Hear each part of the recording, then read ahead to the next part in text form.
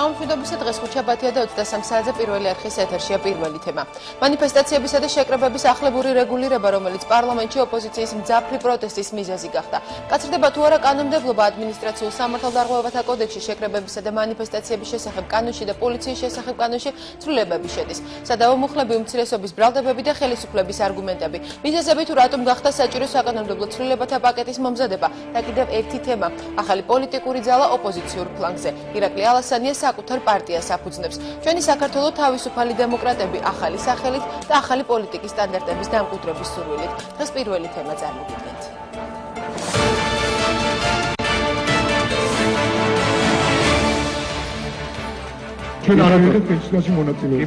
ოპოზიციის დემარში საკანონმდებლო ორგანოში. საპარლამენტო ოპოზიცია მანიფესტაციების ახლებურ რეგულაციებს და არალეტალური იარაღის გამოყენებას აპროტესტებს. უმრავლესობა ოპონენტების არგუმენტებს ჭიქაში ქარიშხლის მცდელობა დაფასებს.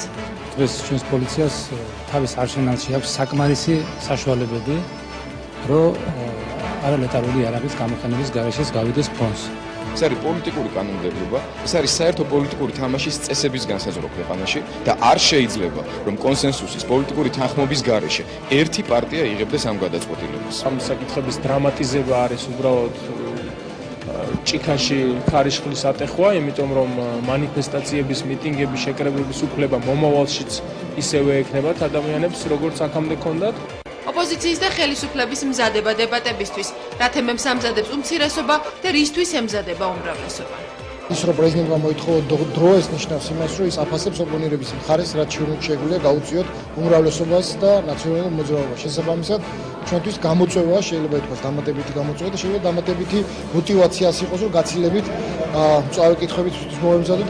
არის სწორედ ის, რომ არ დარჩეს არც ერთი დახურული საკითხი, არ დარჩეს არც ერთი დახურული თემა და არ დარჩეს არც ერთი ის საკითხი, რომელიც აღელვებს ჩვენ საზოგადოებას და რომელზეც არ არსებობს პასუხი. ოპოზიციის ბრალდებები და ხელისუფლების არგუმენტები. რამდენიმე წუთში დიმიტრი ლორთქიფანიძე, მურთაზ ზოდელავა, დებატები პირველი თემის სტუდიაში. ჩვენი საქართველო თავისუფალი დემოკრატები. რა მიზნით იქმნება ახალი პარტია ოპოზიციურ ფლანგზე და ცulis თუ არა სამოქმედო სტრატეგიას ალასანიას გუნდი. მხოლოდ საპროტესტო აქციები შეუძლებელი გახდება ამ ცვლილების მიღწევა. ამიტომაც ჩვენმა პოლიტიკურმა ძალამ გადავწყვიტეთ დავიწყოთ ახალი ეტაპი ჩვენი პოლიტიკური ბრძოლის, რომელიც უკავშირდება საგნობრივ სფეროების მიხედვით საქართველოს ხელისუფლებას და საზოგადოებას წარუდგინოთ ჩვენი ხედვა პრობლემების არსისა და მათი გადაწყვეტის თაობაზე. დღეიდან ალიანსის შემავალი სამივე პარტნიორი იქნება პოლიტიკურ პარტიად ორგანიზებული სისტემა, სტრუქტურა და ეს გაზრდის ჩვენს ეფექტურობას. დიალოგი თუ აქციები, რა პრიორიტეტები ექნება სამი პარტიისგან შემდგარ ალიანსს? პირველი თემის შეკითხვებს ვიქტორ დოლიძე უპასუხებს. ასე პირველი თემა პირდაპირ ეთერშია ჩვენ საუბარს ჩვენი გადაცემის პირველი ნაწილი შეეხება იმ დებატებს, რომელიც გაიმართა საქართველოს პარლამენტში ახალი საკანონმდებლო პაკეტის წარდგენისას. ჩვენი სტუდიის სტუმრებს წარმოგიდგენთ საპარლამენტო უმრავლესობისა და უმცირესობის წევრები მურთაზ ზოდელავა და დიმიტრი ლორთქიფანიძე. საღამოშვიდობის ბატონებო, ძალიან დიდ მადლობას მოგახსენებთ გადაცემაში მონაწილეობისათვის.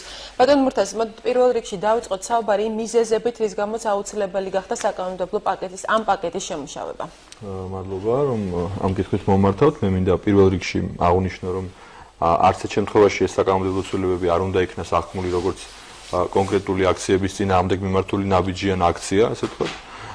ჩვენ ყველა თვალი ვადევნეთ იმას, რომ გამოვლინდა ერთგვარად გარკვეული ნორმების, რომლებიც არეგულირებდნენ აქციების წარმართვას და მასთან ირიბად შემხევლობაში მყოფ ურთიერთობებს, გარკვეული ორმაგი კითხვადობა, იყო გარკვეული კითხვის ნიშნები, რომლებიც გაჩნდა ამა თუ იმ ნორმებთან მიმართებაში. პარლამენტის მოვალეობა არის სწორედ აი ამგვარი ხარვეზების გამოსწორება, რასაც ჩვენ ახლა ვაკეთებთ და ამავდროულად ჩვენ ვთვლით, რომ გარკვეულ ვითარებაში სახელმწიფოს სჭირდება იმგვარი რეგულირება, რომელიც მისცემს საშუალებას ქვეყანას, რომ იმოქმედოს, განვითარდეს სტაბილურ ვითარებაში. მაგრამ კიდევ ერთხელ დავაკონკრეტებ, არც ერთ შემთხვევაში ეს არ არის მიმდინარე ან შემდგომში შესაძლო აქციების საწინააღმდეგოდ მიმართული ნაბიჯი, ეს არის კანონმდებლობაში არსებული ხარვეზების გასწორება და გარკვეულწილად შეიძლება ითქვას, რომ გარკვეული ხარვეზების აღმოფხვრა იმ კანონმდებლობაში, რომელიც იყო. დაუკავშირდა სწორედ აქციებს და სწორედ შემოდგომაზე მოსალოდნელ საპროტესტო გამოსვლას. მოდით ამაზე მოგვიანებით კონკრეტულად მივყვეთ იმ კანონებს, რომელთაც შედის ცვლილებები და რა ცვლილებები უნდა შევიდეს. ბატონ დიმიტრი, საკმაოდ მძაფრი პროტესტი მოყვა საპარლამენტო ოპოზიციის მხრიდან გუშინ განხილვას პარლამენტში და დღესაც საპარლამენტო უმცირესობამ დატოვა სხდომათა დარბაზი. არგუმენტები საპარლამენტო ოპოზიციისგან მოისმინა მაყურებელმა, მაგრამ მე მინდა კიდევ ერთხელ გთხოვოთ ჩამოაყალიბოთ ეს შენიშვნები, რაც აქვს საპარლამენტო უმცირესობას. მოდი დავიწყოთ ერთი კონკრეტული პოლიციის შესახებ კანონში შესატანი ცვლილებებით. და დანარჩენები შემდეგ. მცირე შესავალს თუ შეიძლება მეც გავაკეთებ იმასთან დაკავშირებით, რომ ალბათ პარლამენტარიზმის უახლეს ისტორიაში არ ყოფილა ესეთი ფაქტი, როგორც განვითარდა ამ 2 დღის განმავლობაში, როდესაც პრაქტიკულად საერთო ჯამში 15-16 საათის განმავლობაში ჩვენ აი ამ კონკრეტულ საკანონმდებლო ტრილოგიასთან დაკავშირებით არ შეგვიწყვეტია დებატები. მე მინდა მადლობა გადაუხადო უმცირესობაში შემოვალ პრაქტიკულად ყველა პირს და უმცირესობის გარეთ ბატონ ჯონდი ბაღათურიას, ბატონ პეტრე მამრაძეს, რომლებმაც ღირსეული, ასე ვთქვათ, წინააღმდეგობა გაუწიეს ამ კანონპროექტის იმ სახით გასვლას, რა სახითაც იგი იყო წარმოდგენილი დასაწყისში. არც საპარლამენტო ოპოზიციას გაუპროტესტებია საკითხი აქამდე ასე მწვავედ, რაც წამოყენებულა საქართველოს პარლამენტში. დიახ, აქ არ არის ვთქვათ ისეთ ცვლილებაზე საუბარი, რომ ვთქვათ საკონსტიტუციო აქ არის კონკრეტულად იმ სამ კანონთან მიმართებაში, რომელთაც დარეგულირებული უნდა ყოფილიყო ჩვენი საზოგადოების ყოფა და ცხოვრება, ხომ? თქვენ პოლიციის შესახებ კანონზე ბრძანეთ, მე შევეცდები კონკრეტულად გავცე პასუხი. პოლიციის შესახებ კანონში ნოვაციას წარმოადგენდა ის ჩანაწერი, რომელიც გაჩნდა ერთ-ერთ მუხლში. კერძოდ მე შემიძლია უფრო დაგიკონკრეტოთ, ეს გახლავთ მე-12 მუხლის A პუნქტში. პირველ ნაწილში, სადაც გაჩნდა ჩანაწერი, რომ სხვა იმ ჩამოთვლილ, ასე ვთქვათ,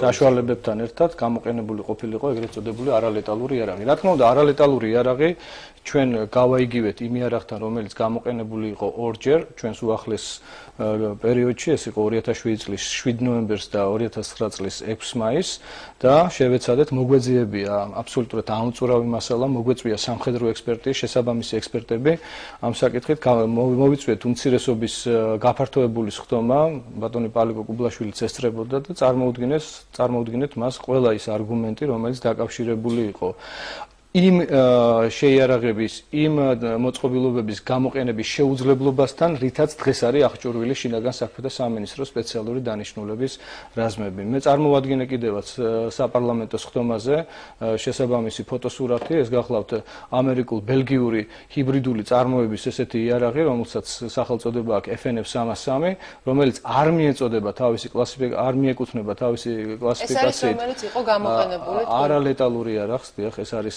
ნახევრად ლეტალური იარაღი და რატომ? იმიტომ რომ მისგან გასროლილი ვაზნები შესაძლებელია იყოს გამოყენებული იყოს თქვათ იგივე რეზინის ტყვიები და შესაძლებელია გამოყენებული იყოს ეგრეთ წოდებული კომპოზიტიური ტყვიები, რომელიც გამოყენებული იქნა ზუსტად 2009 წლის 6 მაისს. ეს არის ეგრეთ წოდებული, მაპატით დავასრულებ, საღებავიანი ტყვიები, რომელიც არის გარკვეულ ბალასტზე დამზადებული, ანუ მისი წონა არის 8.5 გრამი, ხოლო გამოტყორცნის სიჩქარე, დასაწყისი სიჩქარე, საწყისი სიჩქარე ამ ტყვიისა გახლავთ 90 მეტრი წამში.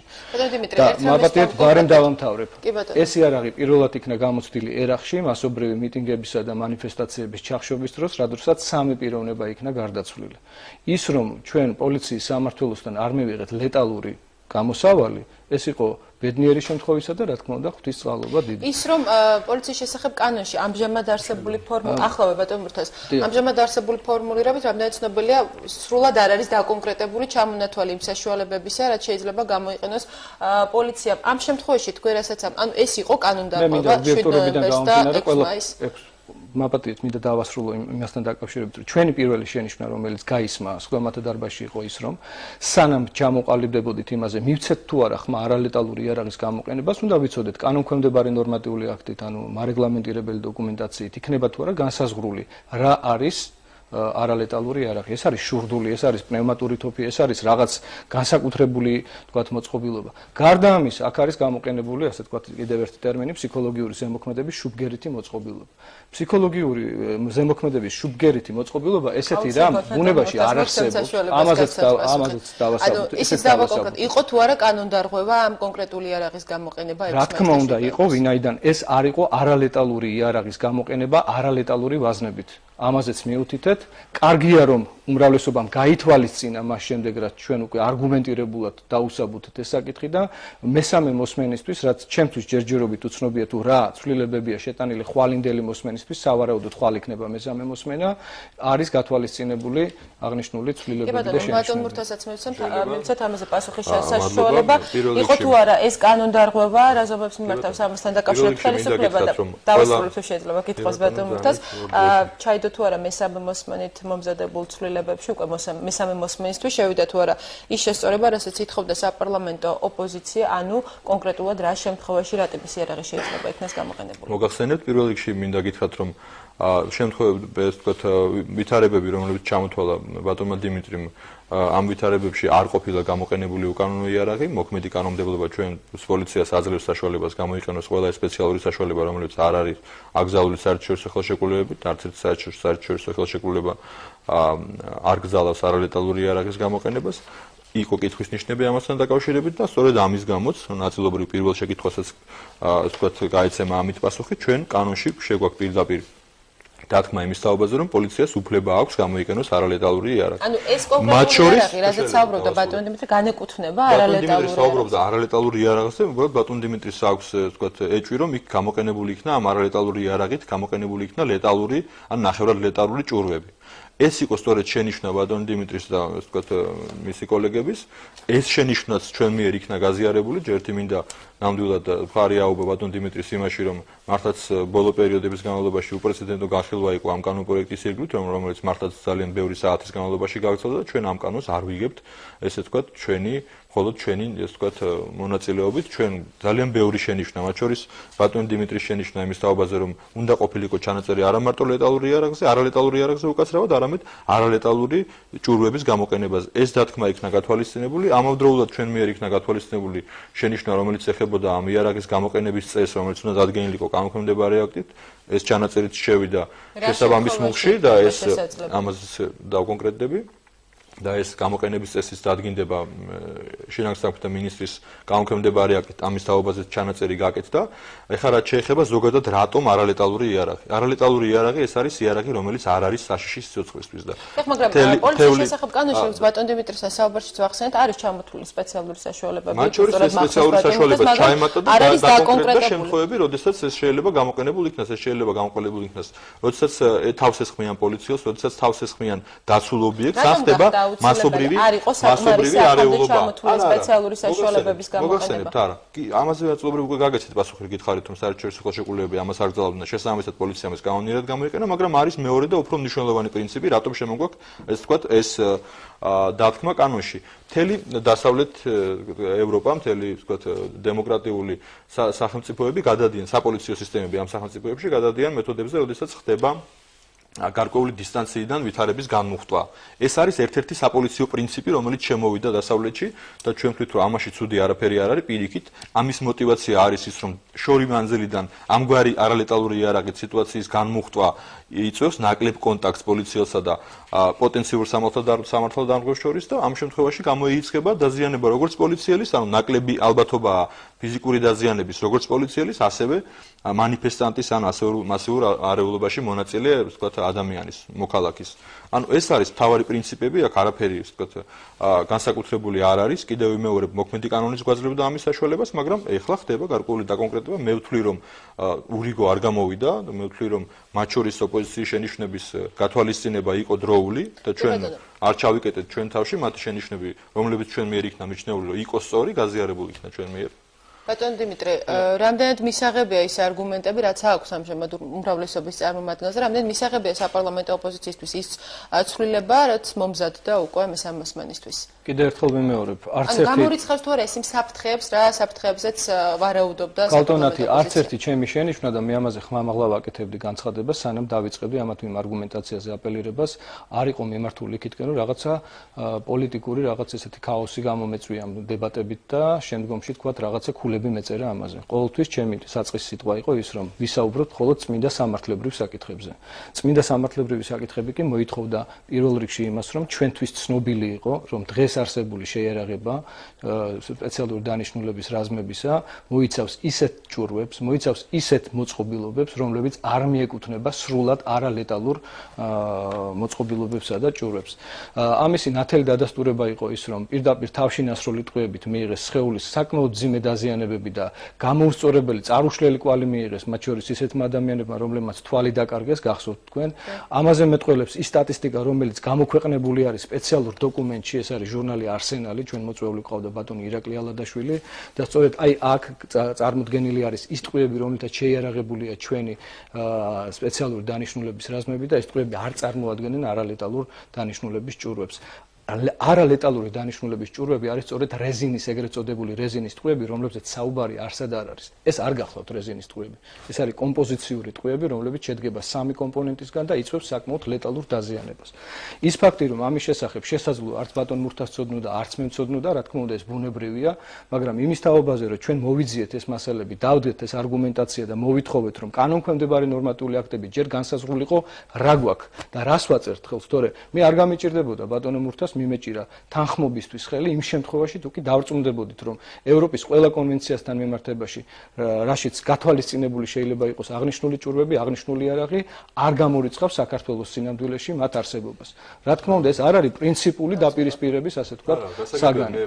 მაგრამ როდესაც ჩვენ ნელ-ნელა მივახციეთ იმას რომ ვთქვათ უკვე გაჩნდა მე-6 ნაწილი ასე ვთქვათ იმის შესახებ რომ სპეციალური საშუალებების გამოყენების წესი და პირობები მტკიცდება მინისტრის ბრძანებით, რასაც აქამდე ამ ჩანაწერს ადგილი არ ჰქონდა. ეს რა თქმა უნდა წინ გადადგმული ნაბიჯია. ახლა შემდგომი ნაბიჯი სრულყოფისთვის ამ კანონმდებლობისა იქნება ის რომ შემოწმდეს სპეციალურ სტენდზე, სპეციალურ პოლიგონზე ყველა ხელთარსებული შეიარაღება, რომელიც სპეცნას გააჩნია, სპეცდანიშნულების რაზმებს გააჩნიათ და ექსპერტების მიერ დაიდოს საბოლოოდ დასკვნა. შეესაბამება თუ არა ხელთარსებული არსენალი რეალურად რამე არალოგიკური არის ხარ ასე თქვენი ლოგიკა, თუმცა აქ უფლება ალბათ გაგცეთ პასუხი.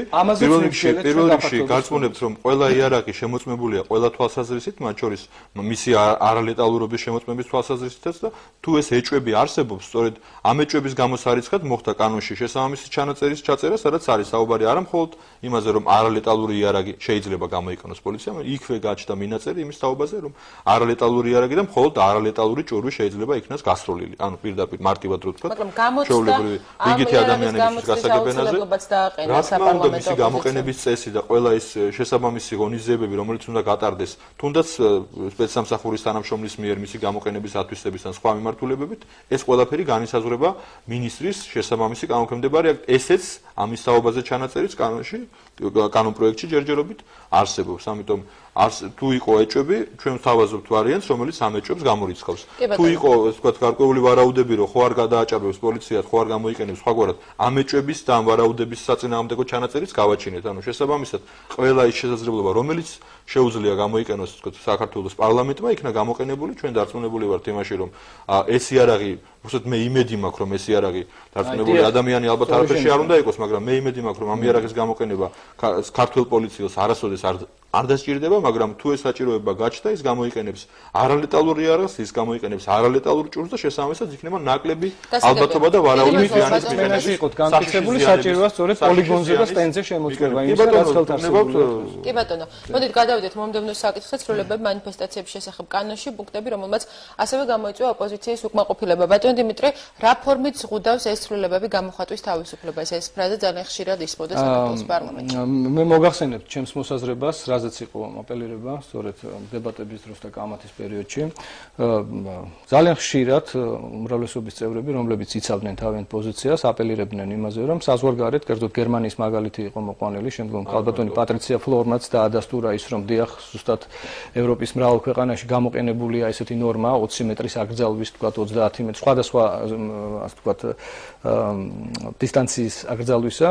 ჩვენ ცხოვრობთ საქართველოში, ჩვენი მენტალობა არის ქართული ფუნდამენტალობა, ასე ვთქვათ, ჩვენი საზოგადოება არ შეიძლება პირდაპირ შედარებული იყოს, ვთქვათ, ევროპული რომელიმე სახელმწიფო საზოგადოებასთან ეს ერთი, მეორე სუფთა გეოგრაფიული პარამეტრების გათვალისწინებით, იგივე უზენაეს სასამართლო, რომლის უახლოეს კედლამდე, ასე ვთქვათ, უახლოეს სახლამდე, რომელიც გადამკვეთი არის იმ ქუჩის, სადაც შესაძლოა პოტენციურად ადამიანებმა მოიყარონ თავი და გააპროტესტონ, ვთქვათ, ის მრავალი გასაპროტესტებელი საგანი, რომელიც დღეს საზოგადოებაშია, უბრალოდ ამ კანონიდან გამომდინარე უფლებას არ მიცემს, იმიტომ რომ უახლოესი მანძილი თუ შეეცდებით და როდისმე გადაზომავთ იმ მანძილს, არ აღემატება 12 მეტრს.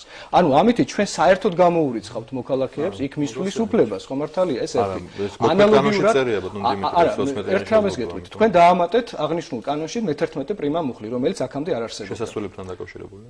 არა, შესასრულებთან დაკავშირებული არსებობდა, გეთანხმებით, მაგრამ მას შემდეგ თქვენ დაამატეთ მე-11 პრიმა მუხლი, რომლითაც მას შემდეგ რაც განსაზღვრეთ, რომ შესასვლელიდან 20 მეტრში არ შეიძლება ჩატარებული იყოს შეკრება და მანიფესტაცია, ამ შემთხვევაში გამოირიცხა უკვე ისიც, რომ ნაწილობრივი გადაკეტვა ან სრული გადაკეტვა იმ კრიტიკული მასის დაუგროვებლობის შემთხვევაში გამორიცხავს აღნიშნული მოქმედების შესრულებას. ხო მართალია? ეს კრიტიკული მასა რა კრიტერიუმებით განსაზღვრა? მასა ახლა ვიხმარებ პირობითად, ალბათ მიმიხვდით რა იგულისხმება კრიტიკულ მასაში. სწორედ კრიტიკულ მასის შემადგენელი ის პირველი ათეული, ვთქვათ, ის პირველი 20-ეული იქნება იმ რეპრესიის მსხვერპლი, დიახ, რომელიც აღმოჩნდება იმ კაპეზეში, რაზეც ჩვენ მოგვიწევს ალბათ საუბარი, როცა მივა საქმე ადმინისტრაციულ სამართალდამორჩენად. აი, მე მგონი ეს ლოგიკაც გასაგებია. არა, გასაგებია და ამიტომ მინდა რომ გავცეთ პასუხი. მოდით დავიწყოთ ამ შენობის. ამაზეც მოგახსენებთ, ბატონათია, უბრალოდ დავიწყებ ამ დისტანციიდან, არ გვინდა, არ არის საჭირო გერმანიის კანონმდებლობას შევადაროთ ეს ცვლილებები. მოდით ეს ცვლილებები, არა, ეს ცვლილებები ამ შემთხვევაში ეს ცვლილებები შეიძლება შევადაროთ მოქმედ კანონმდებლობას, რომელშიც ეს 20 მეტრიანი, თქვა, შეზღუდვა არსებობს, დევს. იდო შარშანწინას ეხაც აი ამ წუთში ეს მოქმედებს ეს კანონი, რომელიც ამბობს, რომ შენობიდან 20 მეტრში არ შეიძლება მანიფესტაციის გარკვეული შენობების იგულისხმება, რა თქმა უნდა, მანიფესტაციის ჩატარება. ეს იყო პრობლემა, ეს პრობლემა იყო არსებითად, დღესაც არის. დღესაც არსებობს ეს ჩანაწერი და ჩვენ პირიქით ამ ცვლილებებით თავაზობთ, რომ ეს 20 მეტრიანი შეზღუდვის რადიუსი გავარცვლოთ მხოლოდ შესასვლელებზე.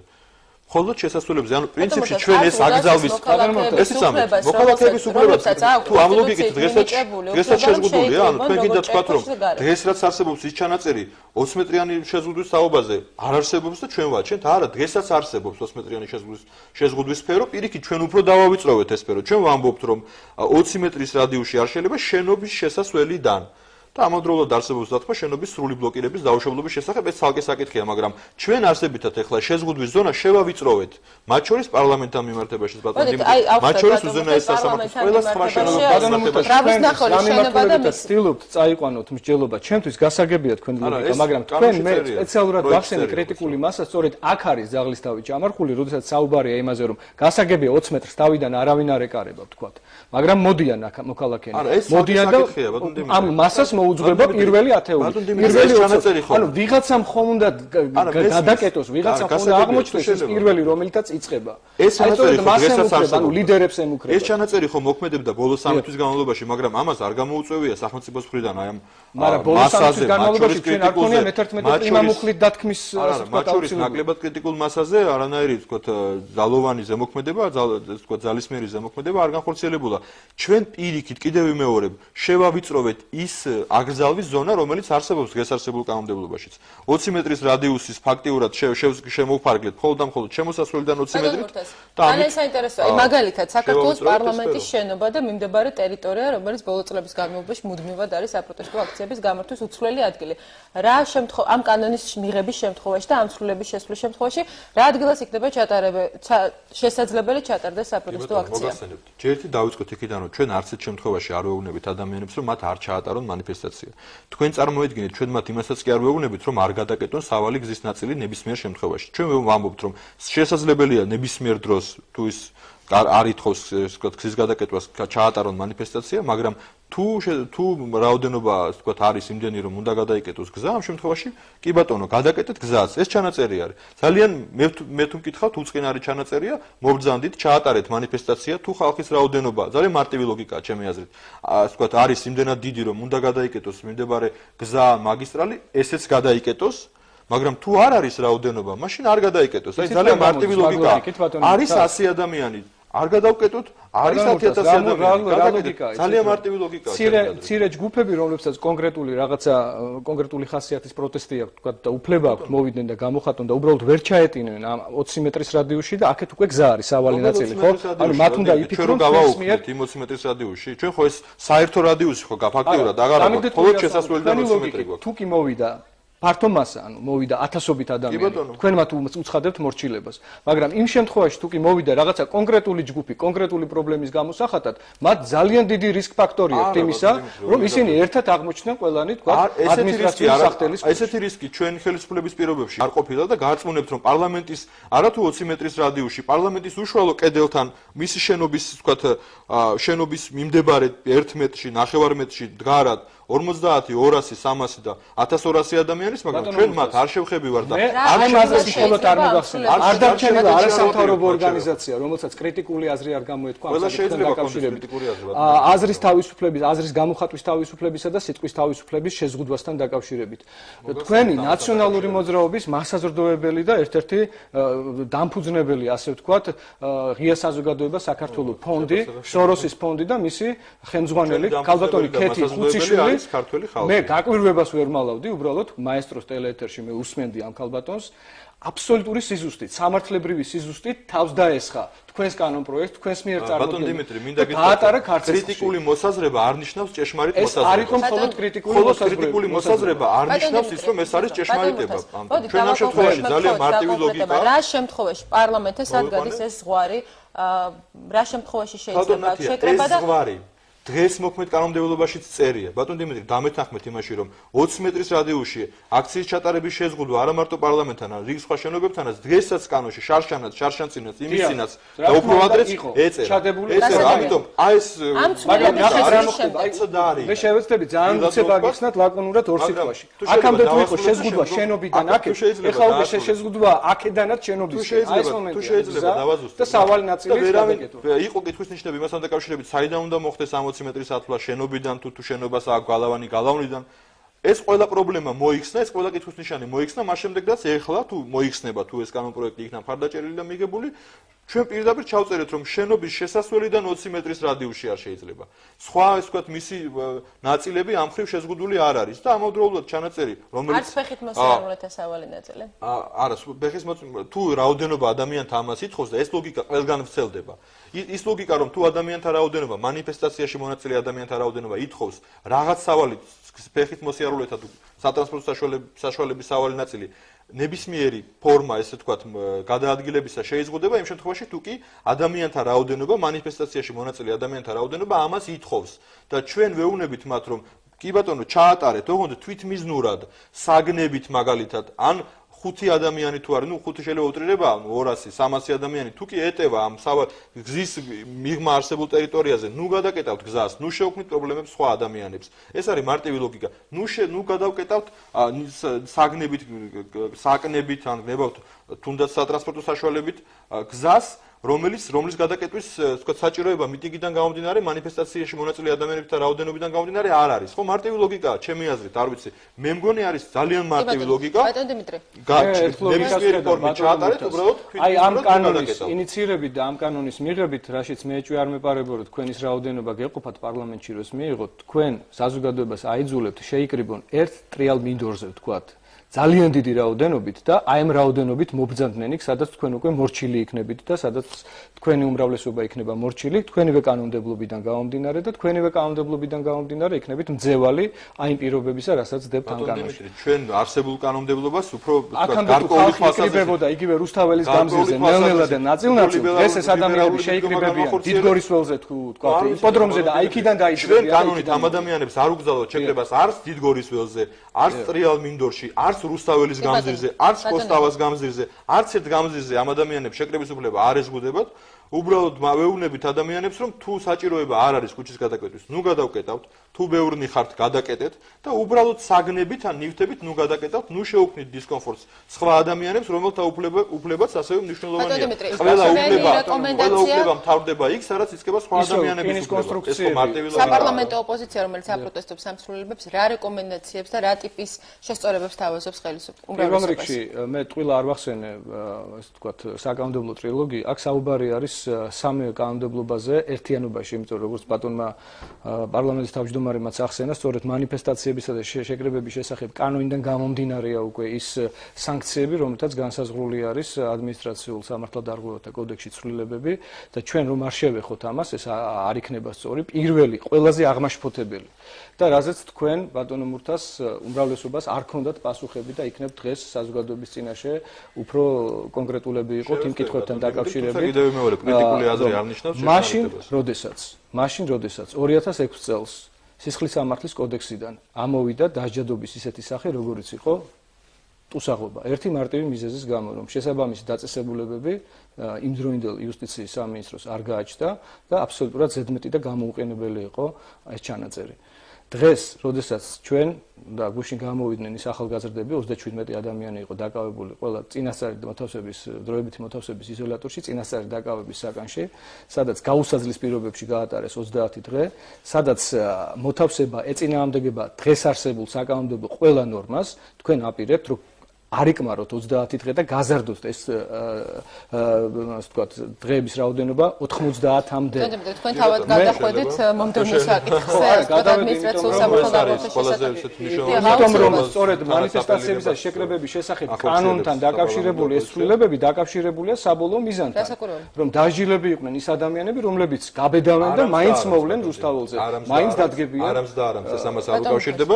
შევეცდები პასუხი გავცეთ. პირველ რიგში მინდა გითხრათ, რომ ზოგადად თქვათ გაზრდა რა თქმა უნდა ხდება 30-დიანი ადმინისტრაციული პატიმრობის გაზრდა ხდება 90-დან. მიზეზი რა იწევს ამის აუცილებლობას მაქსიმუმი იყოს 90 დღე. დავასრულებ, ჩვენ თვლით, რომ ეს იქნება გარკვეული თვალსაზრისით, გარკვეული შემაკავებელი ეფექტი, რომელმაც შეიძლება შეაკავოს ადამიანები არა მანიფესტაციაში მონაწილეობის სურვილი გაუქმეთ მათ ბატონ დიმიტრი, არამედ უფრო მეტად იყვნენ კანონთან შესაბამისობაში ქმედებებისას. მარტივად რო ვთქვათ, უფრო მეტად ვთქვათ მოტივირებულები იყვნენ, რომ არ დაარღვიონ კანონი. ეს არის მიზეზი, რის გამოც შედის ამ ტიპის ზოგადი მიზეზი, რა თქმა უნდა, არის. მათ შორის ეს როგორ უნდა ბატონ დიმიტრი, შეიძლება ადმინისტრაციული პატიმრობის ამას მოგახსენეთ, როგორ უნდა ისევე მოხდება, როგორც ეს ხდება დღეს, მაგრამ ამავდროულად იქნა გამოთქმული შენიშვნა სხვა შორის იმ ორგანიზაციების მიერ, რომლებიც თქვენ ახსენეთ, მათ გამოთქვეს შენიშვნა, რომ ხომარ ჯობია იმ შემთხვევაში თუ კი ადმინისტრაციული პატიმრობის ვადა იზრდება 3 თვემდე, მიუხედავად იმისა, რომ ეს ვადა გაცილებით უფრო ნაკლები არის, ვინმე თუნდაც საფრანგეთში, თუნდაც ესტონეთში, თუნდაც იგივე გერმანიაში, დიდ ბრიტანეთში,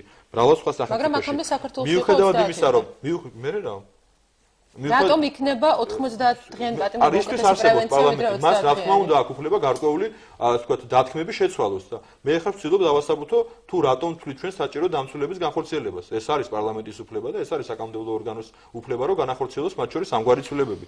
კიდე გეუბნებით, რომ მიუხედავად იმისა, რომ საფრანგეთში, ესტონეთში, გერმანიაში არის გაცილებით უფრო მეტი ვადა 1 წელი, 6 თვე, ჩვენთან იქნება 3 თვე. მხოლოდ 3 თვე. ეხლა რაც შეეხება გასაჩივრებას, ანუ კვლავ დაუბრუნდები საერთაშორისო ორგანიზაციების და მათ შორის ჩვენი მეგობარი ქვეყნების წარმომადგენლების რეკომენდაციას, მათ ჰქონდათ რეკომენდაცია მასთან დაკავშირებით, თუ ამას აკეთებთ, მაშინ ხომ არ ჯობია, რომ ეს გასაჩივრების პროცედურა, ამგვარი გაწყვეტილებისა პირველი ინსტანციის სასამართლოსი, უფრო სრულყოფილად იქნას განხილული აპელაციის ზემდგომ ინსტანციაში, ანუ მარტივად რო ვთქვა, დღეს ადმინისტრაციული პატიმრობის გასაჩივრება ხორციელდება გამარტივებული პროცედურით, მას იხილავს სააპელაციო ზემდგომ ინსტანციის თავმჯდომარე ზეპირი მოსმენის გარეშე, ისე რომ მხარეებს არ იწვევს. და ფაქტიურად ეს არის დოკუმენტის კანონიერების შემოწმება, რეალურად. ანუ გამარტივებული პროცედურაა. ეს შენიშვნაც ბატონ დიმიტრი, მათ შორის თუ არ ვწდები ბატონ ჯონდი, მათ შორის თქვენი ფრაქციის წარმომადგენლები ამაზეც აპელირებდნენ და მოხდა ერთ ვთქვათ ამ პოზიციაზე შეჯერება და ჩვენ გავითვალისწინეთ ეს შენიშვნა, რეკომენდაცია გნებავთ რაც მინდა ის დაარქვით და შემოგვაქვს ვთქვათ სრულყოფილი გასაჩივრების პროცედურა, როდესაც ზემდგომ ინსტანციის 3 მოსამართლე კოლეგიალურად ზეპირი მოსმენით მხარეთა დასწრებით მოახდენს ამ გადაწყვეტილების გადასინჯვას და გადამოწმებას და კიდევ ერთი საკითხი შეიძლება არა ამ საკითხთან დაკავშირებით, იმიტომ რომ შეცდომაში არ შეგაყვანებთ საზოგადოებას. მომეცით უფლება რომ ამოწურო. და კიდევ ერთი საკითხი, ის რომ კანონში ეწერება 90 დღემდე ვადით, ეს არ ნიშნავს იმას, რომ ყველა შემთხვევაში იქნება გამოყენებული ის ვადა. ეს ვადა არა, ჩვენ თუნდაც ის ადამიანები, რომელიც თქვენ ახსენეთ, ბატონ დიმიტრი, ჩვენ დღეს გვაქვს 30-დიანი ვადა, მაქსიმალური ვადა, მაგრამ მათთან მიმართებაშიც ამ მაქსიმალური ვადის გამოყენება არ მომხდარა რიგ შემთხვევებში.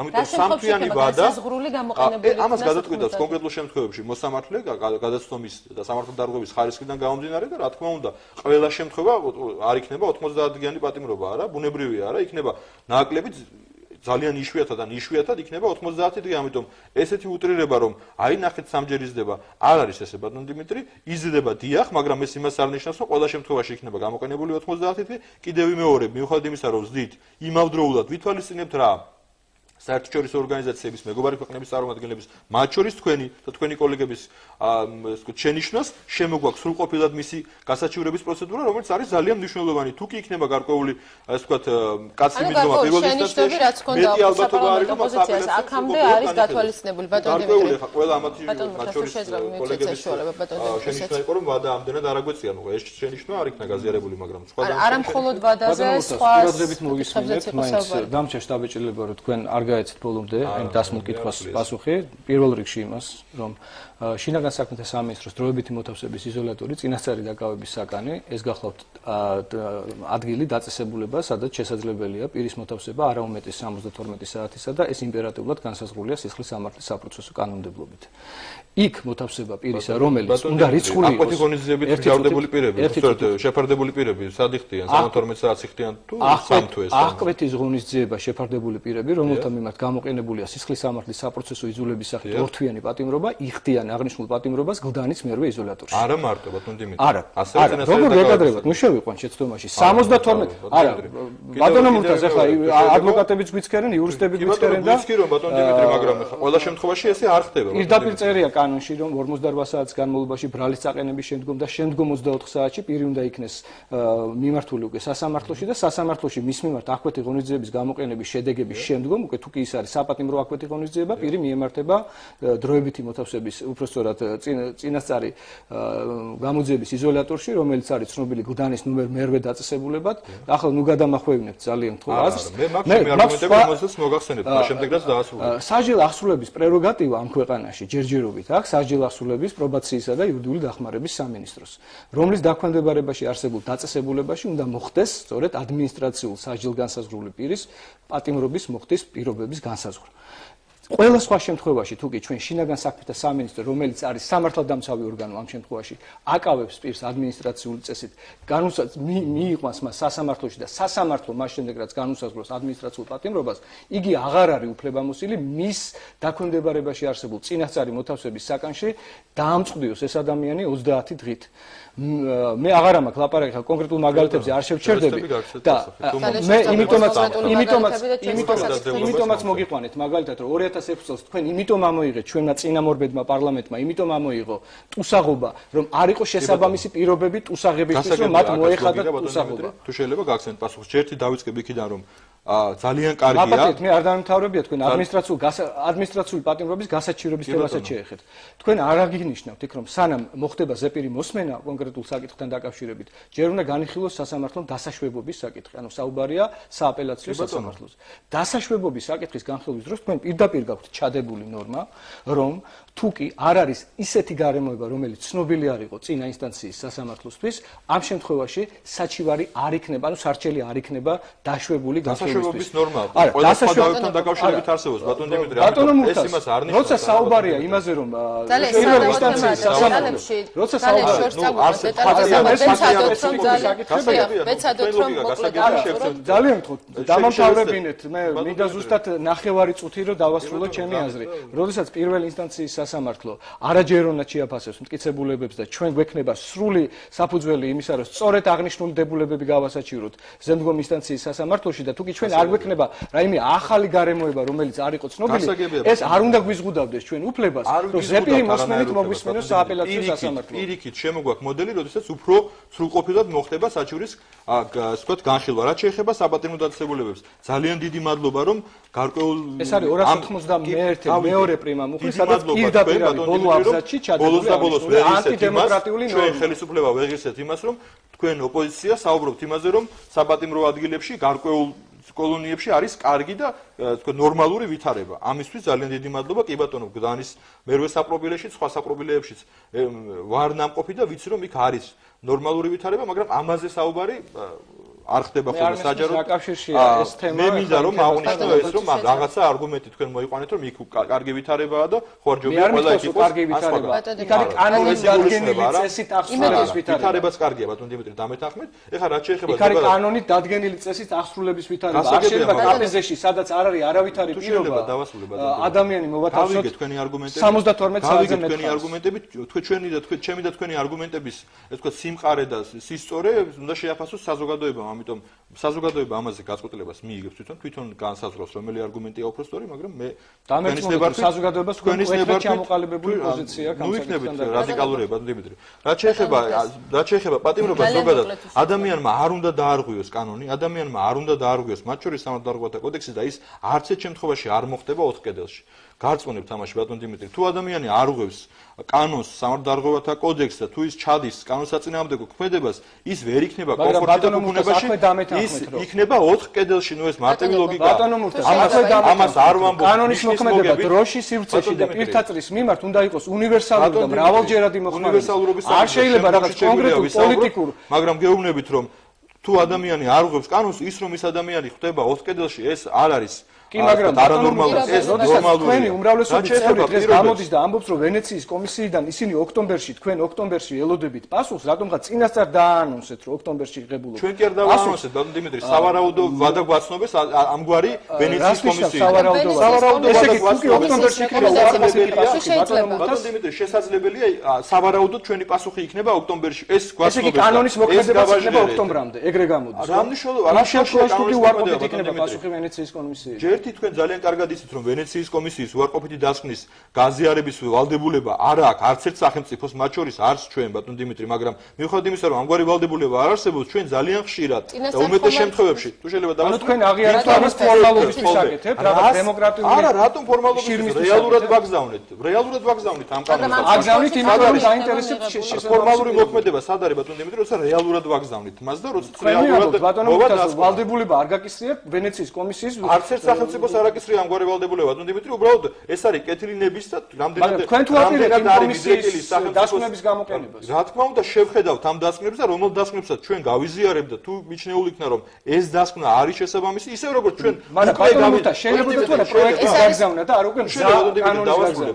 ისევ როგორც უკვე გავიზიარეთ მათ შორის საერთაშორისო ორგანიზაციების, მათ შორის არასამთავრობო ორგანიზაციების, მათ შორის თქვენი და თქვენი კოლეგების რამდენიმე და არც თუ უმნიშვნელო შენიშვნები ამგვარად მოხდება იმაზე რეაგირებაც, არა? კონკრეტულად არ ვლაპარაკობთ, შეიძლება პროექტის გაგზავნა და არა მზა კანონის გაგზავნა. აბა ჩვენ რას ვაკეთებთ, ბატონ დიმიტრი? თქვენ აგზავნით მას შემდეგ, რაც მიიღებთ მესამე მოსმენა. მაგრამ ჩვენ ხო არ ვთქვათ, ზურგი არ შევაქციეთ ვენეციის კომისიას, არა? ბატონ მურთაზ, შეიძლება თუ არა პროექტის გაგზავნა და არა მზა კანონის გაგზავნა. პროექტის გაგზავნა შეიძლება მოსაზრების მიწოდებას რომ საერთოდ რა პროექტი არ ყოფილიყო, მაგრამ ჩვენ თვლით რომ კანონი დამტკიცების შემდეგ გადაუგზავნოს. ეს არის ძალიან აპრობირებული წესი, გასტონათია.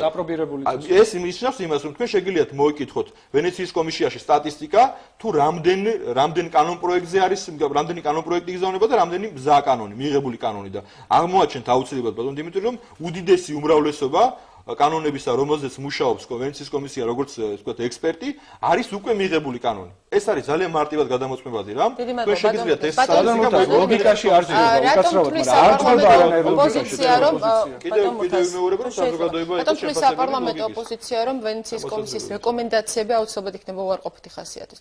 შეფასებები უფრო სწორად ამ პროექტის.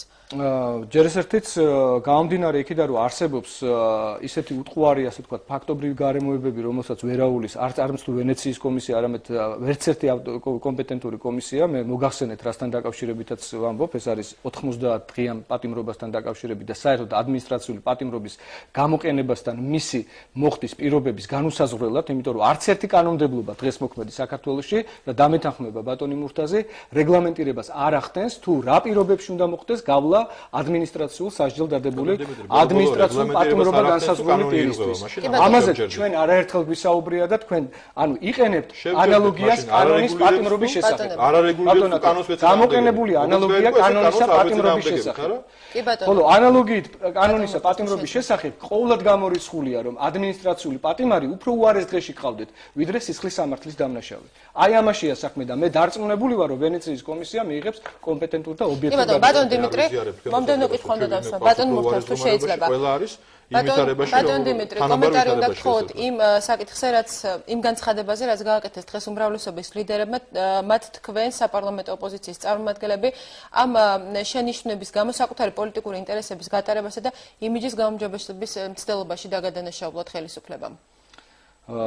ეს შეეხება დიახ ბატონი პეტრე ცისკარიშვილის გამონათქვამს, რა თქმა უნდა, თავის საკუთარი პოლიტიკური მიზნების გამართლებისთვის და მით უმეტეს დანაშაულებრივად გულგრილი, ასე ვთქვათ, დამოკიდებულებით მიღებული კანონპროექტის დასაცავად მათ შეუძლიათ გამოიყენონ ნებისმიერი არგუმენტაცია, თუ კი საზოგადოება ჩათვლის, რომ ჩვენს მიერ დადებული არგუმენტები, რომელიც 15 საათის განმავლობაში დაუღალავად ნამდვილად და მე კიდევ ერთხელ მადლობას ვუხდი, იმიტომ რომ მთელი უმცირესობა, ჩვენი რაოდენობა ფაქტიურად მთელი შემადგენლობით ებრძოდა, უკომპრომისოდ ებრძოდა აი ამ დაუსაბუთებელ არგუმენტაციას, რაც მოდიოდა უმრავლესობის მხრიდან და უმრავლესობა სხვა აღარ დარჩენოდა რა, თუ არა ამდაგვარი პასუხით ეპასუხა ჩვენი აქტივობისთვის, ჩვენი რეალური წინადადებებისთვის და მიუხედავად იმისა, რომ გარკვეული შენიშვნების გათვალისწინება მოხდა მესამე მოსმენისთვის და მათ გაითვალისწინეს თქვენი რეკომენდაციები, რატომ ვერ ხერხდება პოლიტიკური? მაგის თქმა მინდა ზუსტად მიუხედავად აი ამისგან საკმაოდ შეურაცხყოფელი დამოკიდებულებისა, რაც დაუმსახურებლად მივიღეთ ჩვენ უმრავლესობის ლიდერისგან, მათ მაინც გაითვალისწინეს, იძულებულნი გახდნენ გაითვალისწინებინათ რამოდენიმე მუხლში, რამოდენიმე ნაწილში, სწორედ ის კრიტიკული შენიშვნები, რომელზეც ჩვენ დღესაც მიუთითებთ. არ არის სრულყოფილი ბოლო. ბატონ მურთაზ, უმცირესობის ლიდერმა შეეხსენა დღეს ხელისუფლების წარმომადგენლებს, საპარლამენტო უმრავლესობის წარმომადგენლებს, რომ ასეთი საკითხები უნდა წყდებოდეს მხოლოდ პოლიტიკური კონსენსუსის გზით.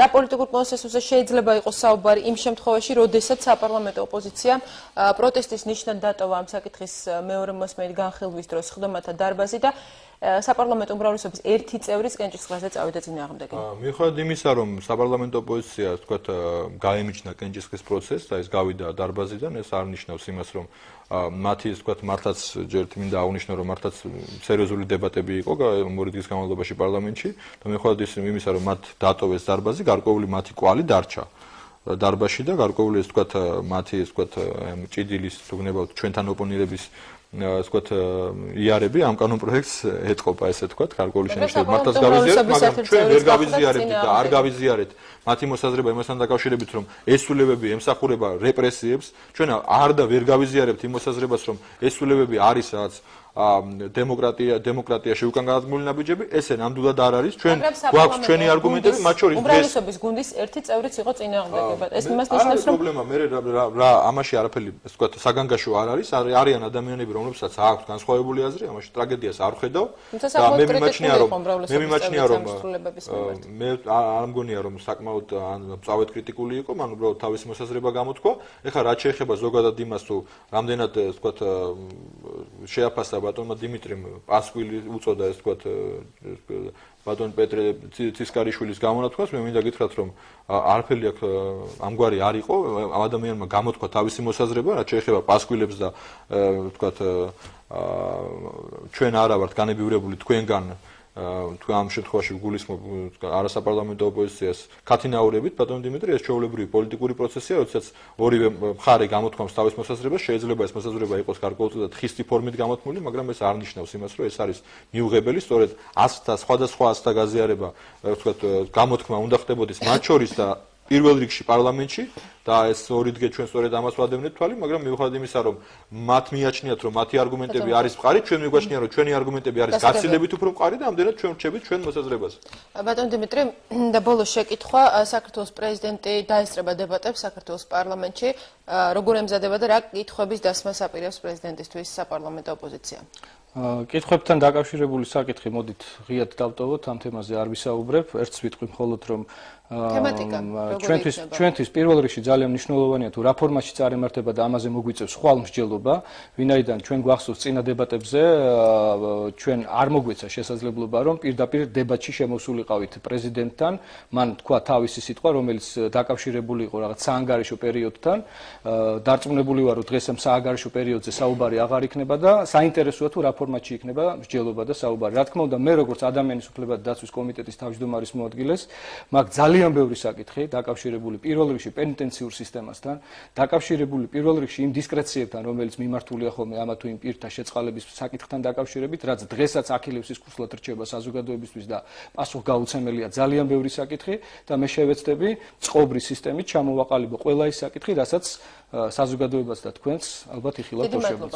ძალიან დიდი მადლობა გადაცემაში მონაწილეობისათვის. პირველი თემის სტუდიის სტუმრები გახდნენ დეპუტატები მურთა ზოდელავა და დიმიტრი ლორთქიფანიძე. კიდევ ერთხელ დიდი მადლობა. ჩვენ განვაგრძობთ გადაცემას ახალი პოლიტიკური ძალა ოპოზიციურ ფლანგზე ირაკლი ალასანია საკუთარ პარტიას აფუძნებს. ჩვენი საქართველოს თავისუფალი დემოკრატები ახალი სახელი და ახალი პოლიტიკის სტანდარტების დამკვიდრების სურვილით. პარტიის მიზნები და პრიორიტეტები დაგვალოთ პირველი თემის სტუმარი რამდენიმე წუთში პარტიის წევრი ვიქტორ დოლიძე იქნება. პირველი თემა პირდაპირ ეთერშია ჩვენი გადაცემის სტუმარი გახლავთ ირაკლი ალასანიას ახალი პარტიის ჩვენი საქართველოს თავისუფალი დემოკრატების აღმასრულებელი მდივანი ვიქტორ დოლიძე. საღამოშვიდობის ბატონ ვიქტორ. დიდი მადლობა გადაცემაში მონაწილეობისათვის. ბატონ ვიქტორ, ახალებული სტანდარტებით მოქმედება პოლიტიკაში თავიანთ პრიორიტეტად დაასახელეს ბოლო დროს ჩამოყალიბებული ახალი პარტიის ლიდერებმა. თქვენი პარტია კონკრეტულად ახლად გამოსული ოპოზიციურ ასპარეზზე რას გულისხმობს პოლიტიკაში ახალი სტანდარტებით მოქმედებაში? პირველ რიგში მინდა მადლობა გადაგიხადოთ მოწვევისთვის და გამოვიყენო საშუალება, გამოვეხმაურო ამასინათ თურქეთში მოხდარ საზარელ ფაქტს თვითმფრინავის კატასტროფასთან დაკავშირებით, როდესაც ჩვენი დიპლომატიური წარმომადგენლობის ირანში ერთი დიპლომატის მეუღლე გარდაიცვალა და მეორე თვითონ წარმომადგენლის თანამშრომელი. ჩვენ თვითონ დიპლომატები ვართ, ბევრი ჩვენს პარტიაში და არ შეიძლება ამას არ გამოვეხმაუროთ და არ მიუსამძიმროთ გარდაცვლილების ოჯახს. რაც შეეხება პარტიას, დღეს მართლა ძალიან მნიშვნელოვანი დღე იყო ჩვენი პოლიტიკური პარტიისთვის, ჩვენი პოლიტიკური გუნდისთვის, რომელიც 16 თებერვალს შეიქმნა გახსოვთ. ჩვენ ვფიქრობთ, რომ ის პოლიტიკური პლაცდარმი, რომელიც დღეს საფუძვლად ჩაეყარა მომავალ მოქმედებას, მომავალ გეგმებს და ხედვებს ჩვენსას, ძალიან მნიშვნელოვანი ელემენტი იქნება მომავალი მოქმედებების, როგორც თქვენ აღნიშნეთ, თვალსაზრისით. ჩვენ დღეს მოკლე დოკუმენტი წარმოვადგინეთ, უпростоრედ ორი დოკუმენტი, ერთი იყო იდეოლოგიური ხასიათის დოკუმენტი, თუ რას ეფუძნება ჩვენი იდეოლოგია, რა არის ჩვენი მთავარი ღირებულებები, ფასეულობები და როგორ ვაპირებთ ამ ფასეულობების დანერგვას და იმ მიმართულებების და პრინციპების დანერგვას და იმ ხედვას, ზუსტად ამ მიმართულებებთან დაკავშირებით, რომლითაც გვინდა ანუ პოლიტიკაში ახალი სტანდარტების გამკვიდრება, ახლებურ ხედვას გულისხმობთ ამ შემთხვევაში. ახლებური ხედვა ბუნებრივია გაგვაჩნია, მე სწორედ ამ ხედვაზე ვსაუბრობ. ეს არის მე რევოლუციურს ვერაფერს ვერ გეტყვით, როდესაც არის საუბარი ქვეყნის დემოკრატიულ განვითარებაზე, როდესაც არის საუბარი იმ პოლიტიკური პროცესების გაჯანსაღებაზე ქვეყანაში ამ მდგომარეობაში ეხლა ჩვენ ვიმყოფებით, იგივე ტერიტორიული მთლიანობის აღდგენისკენ მიმართულ ნაბიჯებზე, კონფლიქტების მშვიდობიან მოგვარებაზე, სადაზღვევო სოციალური ჯანდაცვის და სხვა სფეროების ჩვენებურ ხედვაზე. მაგრამ აქ ერთი რაღაცა მინდა აღვნიშნო, რომ დღეს ბოდიშ გიხდით ის მთავარი პოსტულატები, რომელიც დღეს ჩამოყალიბდა მოკლე დოკუმენტებში, ეს არის ის ძირითადი საპროგრამო ელემენტები იქნება, ის სასაფუძვლო მოდით თქვა დოკუმენტები, რომელსაც მერე უკვე საპროგრამო თვითონ პროგრამები, სამოქმედო პროგრამები დაეფუძნება, ისევე როგორც სხვა სტრატეგიული თქვათ მიმართულებები, რაზედაც ჩვენ მომავალში გავამახვილებთ. ბატონო, მნიშვნელოვანია საინტერესო როგორი ხედვა იქნება ახალ პარტიას სხვადასხვა მიმართულებით, მაგრამ მოდით გამოვყოთ ორი მთავარი საკითხი. კონფლიქტების მოგვარება და გნებოთ რუსეთთან ურთიერთობა. კონფლიქტების მოგვარება თქვენი ლიდერი, რომელიც იყო თავის დროზე საქართველოს პრეზიდენტის პირადი წარმომადგენელი ამ საკითხში, იყო ასევე გაეროში საქართველოს ელჩი, იმ საერთაშორისო ორგანიზაციაში, რომლის ეგიდითაც მიმდინარეობდა მოქმედებდა სადამკვირვებლო მისია და თქვენ ასევე აღნიშნეთ საუბარში, რომ თქვენი გუნდი არის დაკომპლექტებული ყოფილი დიპლომატებით. ყოფილი დიპლომატები დღეს რა რესურსს ხედავთ იმისა, რომ მოგვარდეს კონფლიქტი მოგვარდეს კონფლიქტი და აღდგეს განახლდეს რუსეთთან ურთიერთობა. რამდენად არის დღეს შექმნილი სურათის ფონზე ამის რეალური შესაძლებლობა? რეალური შესაძლებლობა არის ყოველთვის, თუ კი ამისი პირველ რიგში პოლიტიკური ნება იქნება არა მხოლოდ პოლიტიკური, არამედ ასევე გონივრული ნება და გონივრული ნაბიჯები გადადგმული ყველა ამ პრობლემის მოგვარების თვალსაზრისით. ჩვენ არაერთხელ გვისაუბრია ამ თემასთან დაკავშირებით და ის გამოწვევები, რის წინაშე დღეს ქვეყანა დგას და რომელიც ასევე განსაკუთრებით აგვისტოს მოვლენების შემდგომ იყო ჩათრეული, ბუნებრივია თავის სერიოზულ, ადეკვატურ მოქმედებას და პასუხს მოითხოვს. ჩვენ ვერ ხედავთ იმის რესურსს ხელისუფლების მხრიდან ამ პასუხის გასაცემად.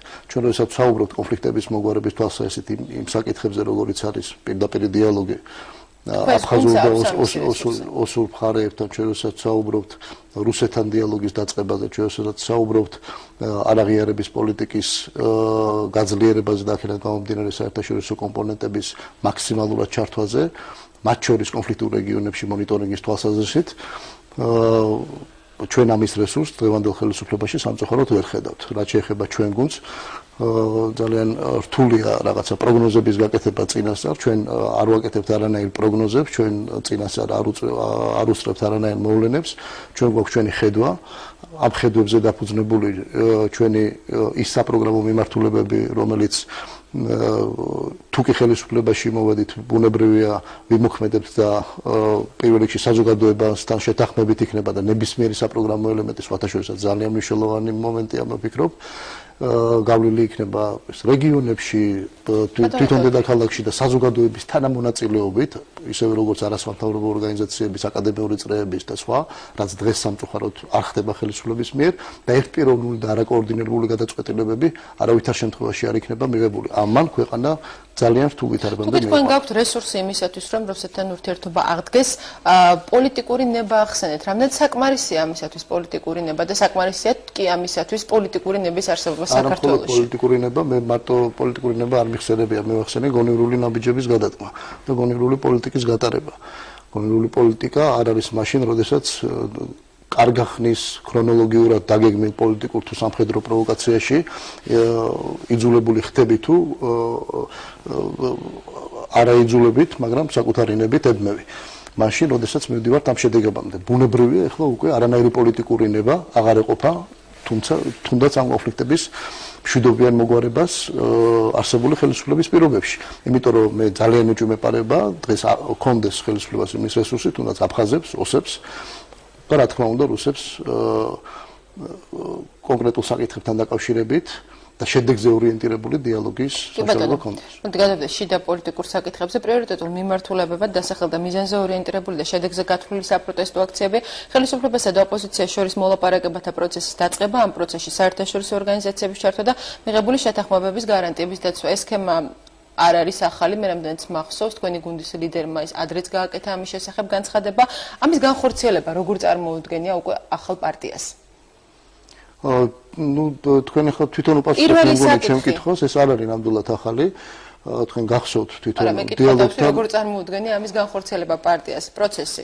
პროცესი წარმოგვიდგენია, ეს პასუხისმგებლობას მარტო პარტიას და მარტო პოლიტიკურ ოპოზიციურ გინდათ საპარლამენტო თუ არასაპარლამენტო ძალებს მოდით ნუ დავაწესებთ, ეს არ იქნებოდა სამართლიანი.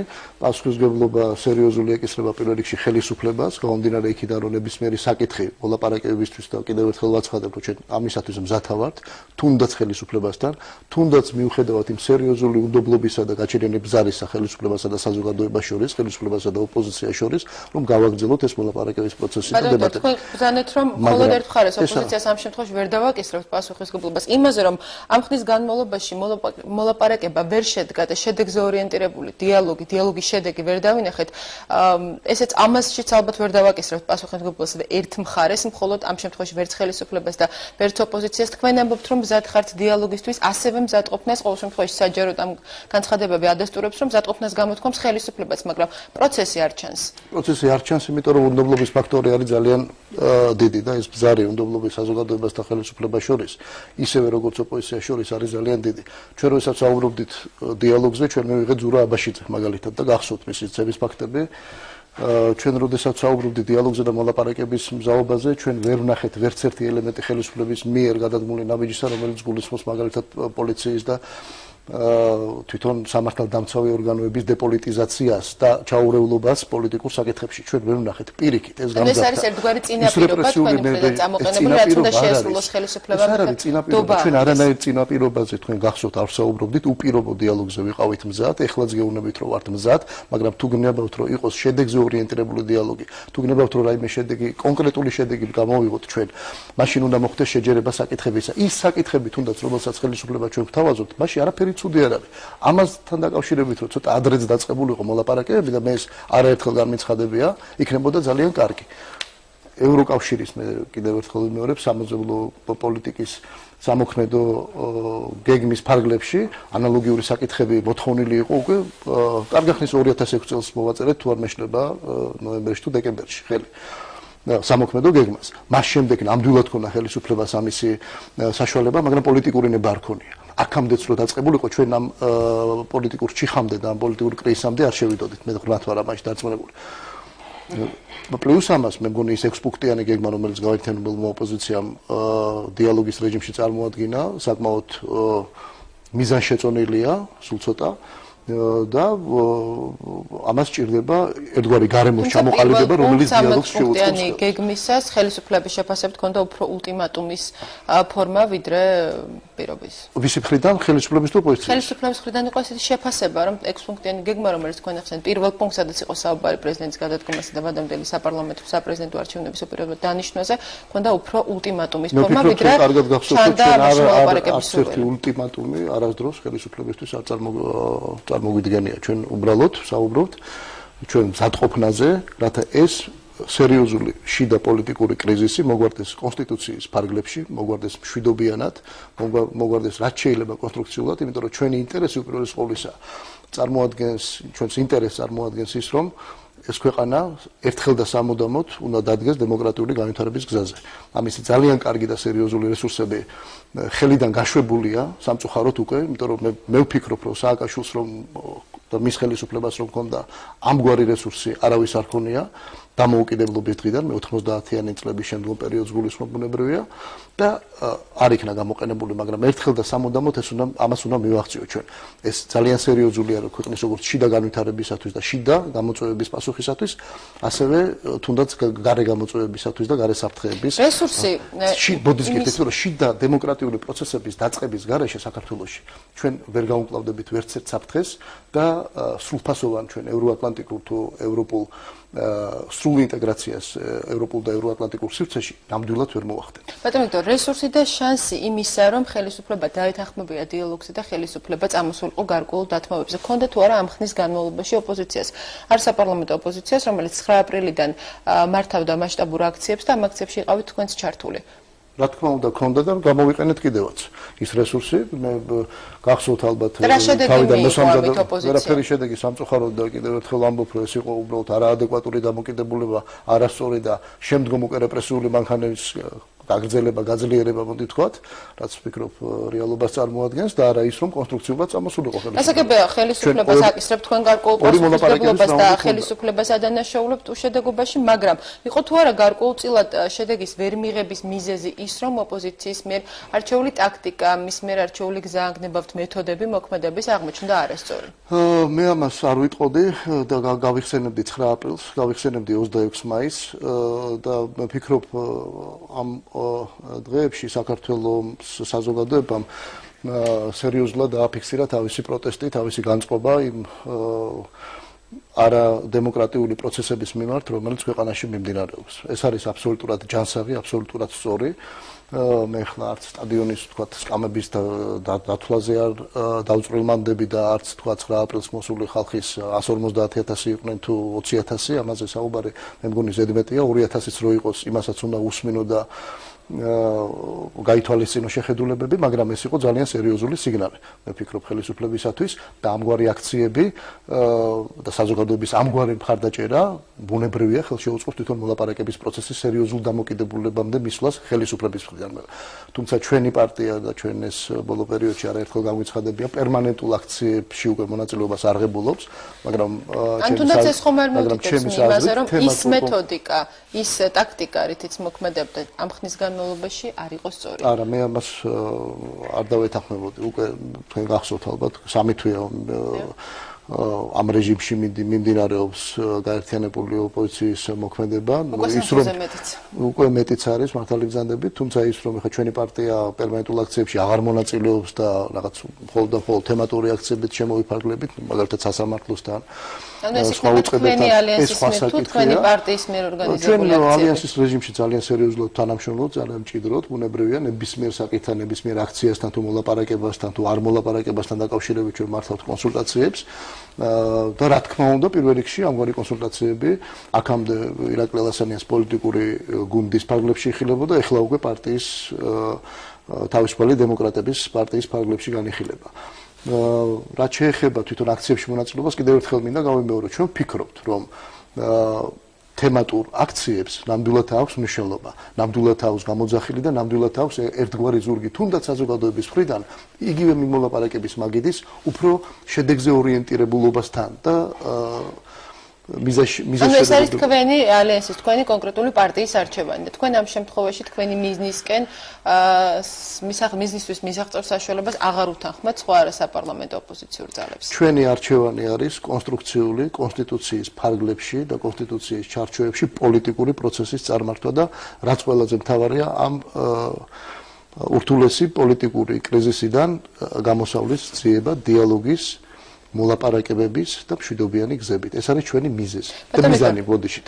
აქედან გამომდინარე, იმ შემთხვევაში თუ კი ჩვენ ჩავთვლით საჭიროდ რაღაც გარკვეულ აქციებში მონაწილეობის მიღებას, ეს სხვა საკითხია და თქვენ შეკითხვასთან დაკავშირებით, რომელიც შეეხება სხვა გაერთიანებული ოპოზიციის დიდ მაგიდას, ჩვენ ბუნებრივია დღესაც მონაწილეობთ თქვათ კოორდინირებულ რეჟიმში მათთან საუბარში, დებატებში, გარკვეული აქციების დაგეგმაში თუ იგივე უცხოელ დიპლომატებთან შეხვედრებში, ამდენად არაკოორდინირებულ ქმედებებს არასაპარლამენტო ოპოზიციის სპექტრში ნამდვილად არ აქვს. რაც შეეხება კონსულტაციები თუ მიმდინარეობს მათთან თანამშრომლობაზე, გასულ კვირას სანამ გაიმართებოდა თქვენი პარტიის პრეზენტაცია, მედიაში ისევ აქტუალური გახდა თემა ოპოზიციაში შესაძლო გადანაწილებების, ახალი გაერთიანებების შექმნის შესახებ და ალიანსი იყო ერთ-ერთი მთავარი ფიგურა, ასე ვთქვათ, ამ მოსაზრებებში და ითქვა ის, რომ იგეგმება ალიანსის გაფართოება ეროვნული ფორუმის შემოერთების ხარჯზე. მე არ გამოურიცხავ ალიანსის გაფართოებას, მე ძალიან მოხარული ვარ მართალი გითხრათ, ამ ხნის განმავლობაში ალიანსის ესეთი შედეგიანი და მჭიდრო თანამშრომლობისა. ეს ძალიან მნიშვნელოვანია და მიუხედავად ბევრი მithმა-მოთქმისა ალიანსის შესაძლო დაშლის თუ რაღაცა სხვა ახლების გამოსვლაზე ალიანსიდან.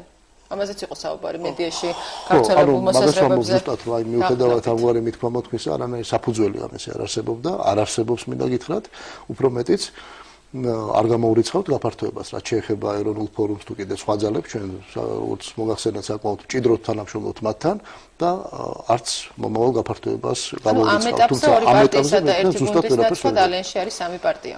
ამ ეტაპზე უკვე 3 პარტია და უფრო მყარი ალიანსი აქედან გამომდინარე ვფიქრობ. კი ბატონო, ვინ შეიძლება იყოს ახალი პარტიის წევრი, ვინ შეიძლება იყვნენ ახალი პარტიის წევრები, რომელიც ითქვა დღეს დასახელდება მათი ვინაობა უკვე დამფუძნებელ ყრილობაზე, მაგრამ შეგიძლიათ თუ არა უკვე გითხრათ, იქნებიან თუ არა ისინი პოლიტიკისთვის ახალი სახეები თუ პოლიტიკისთვის და საზოგადოებისთვის უკვე კარგად ნაცნობი ფიგურები. შეიძლება იყვნენ პოლიტიკისთვის და საზოგადოებისთვის უკვე კარგად ნაცნობი ფიგურები და სახეები, შეიძლება იყვნენ ნაკლებად, შეიძლება იყვნენ უცნობი სახეები, მაგრამ ახალი სახეები იქნებიან, მე მინდა დაგარწმუნოთ, ძალიან გასახარია ის, რომ ბევრს უნდა და სხვადასხვა პროფესიის მქონე ადამიანს, პოლიტიკოს, არაპოლიტიკოს, მაგრამ ჩვენ ორიენტირებული ვართ პირველ რიგში პროფესიონალიზმზე, იმიტომ რომ ეს არის ძალიან მნიშვნელოვანი.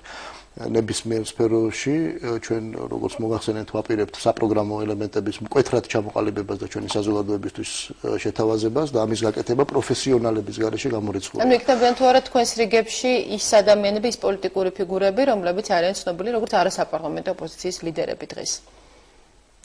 არასაპარლამენტო ოპოზიციის ლიდერებთან დაკავშირებით ვერაფერს გეტყვით, ჯერჯერობით ამაზე საუბარი არ არის. გაკეთა განცხადება დღეს თქვენს მიერ, თქვენი პარტიის წევრების მიერ, რომ კონკურენტუნარიან გარემოში პარტნიორებს თქვენ არა მხოლოდ ოპოზიციაში, არამედ ხელისუფლებაშიც ეძებთ. რას ნიშნავს ეს განცხადება? ანუ ხელისუფლების წევრებიც ხომ არ შეიძლება ვიხილოთ ახალ პარტიაში. აქ იყო საუბარი, როგორც ბატონმა ირაკლიმ დღეს განაცხადა თავის გამოსვლაში, თვითონ პოლიტიკური გარემოს გაჯანსაღებაზე საქართველოში და პოლიტიკური კულტურის თუნდაც მცირე ელემენტების შემოტანაზე, რომელიც არის ძალიან მნიშვნელოვანი და ჩვენი პარტია თუ კი ამას შეძლებს და პატარა კენძზე მაისდადებს ამ საქმეში, მე ვფიქრობ, სერიოზული საქმე გაკეთება საქართველოში მომავალი დემოკრატიული განვითარების თვალსაზრისით. ბატონ ვიქტორ, და ბოლოს შეკითხვა, კიდევ ერთი თემა, რომელმაც გამოიწვია განსაკუთრებული ხმაური ბოლო კვირების განმავლობაში, ვგულისხმობ ხელისუფლების წარმომადგენლების მხრიდან გაკეთებულ განცხადებებს არასაპარლამენტო ძალების ნაწილის დაფინანსებაზე. იყო საუბარი რუსეთიდან დაფინანსებას. თქვენი ახალი პარტია რა წყაროებით მოიპოვებს დაფინანსებას? ჩვენ განვაცხადეთ, გვეკითხებიან ხშირად, ეს არის ჯერჯერობით ყოველ შემთხვევაში ჩვენ ვართ შემოწირულობებზე, არ ვართ მდიდრები სამწუხაროდ, თუმცა ბუნებრივია ეს არის სერიოზული საკითხი, მაგრამ პრინციპული საკითხი მდგომარეობს იმაში, რომ ნებისმიერი გარე დაფინანსება საქართველოში მიმდინარე პოლიტიკურ პროცესებთან დაკავშირებით არის აბსოლუტურად მიუღებელი. დიდი მადლობა. ძალიან დიდი მადლობა გადაცემაში მონაწილეობისათვის. ჩვენი სტუდიის სტუმარი გახლდათ ახლად დაფუძნებული პარტიის, ახლად შექმნილი პარტიის ჩვენი საქართველოს თავისუფალი დემოკრატების აღმასრულებელი მდივანი ვიქტორ დოლიძე. ჩვენი გადაცემა დღესამით დასრულებულია. პირველი თემა სამშაბათამდე გემშვიდობებად. დიდი მადლობა ყურადღებისთვის, მომავალ შეხვედრამდე.